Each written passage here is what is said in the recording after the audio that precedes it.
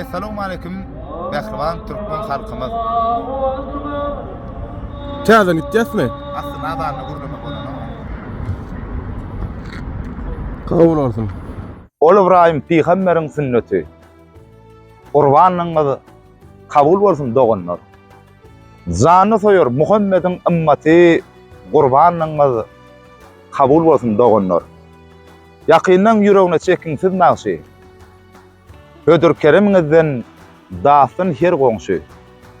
Sowaply amallar, niýetler ýagşy gurbanyňyz kabul bolsun doganlar. Oy uzak ýaşadyn ejidi gollan musulman bendesin. Ýalkasyn Allah'ım.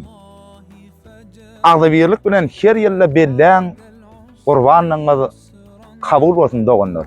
Assalamu alaykum Türkmen halkymyz, ähman musulman doganlarymyz. Ene görüşimiz ýalan mukaddes Gurban bayramy ýetip geldi. Tüýsürümden ýetip gelen Gurban bayramy bilen ähli musulman doganlarymyzy, ähli Türkmen halkymyzy, ahraman arkadağımızı, arkadağlı seyirdarımızı tüýsürükden gutlayan Allah'can elbette eden doğa dilenleriniz özümüzün beyik bolan Tanrı'nın dergahına kabul olsun. Yeni kellere de Huda yetesin. Mübarek musulman Gurban bayramı bilen tüýsürükden gutlayan Gurbanlıklarınız kabul olsun. Ya Rasul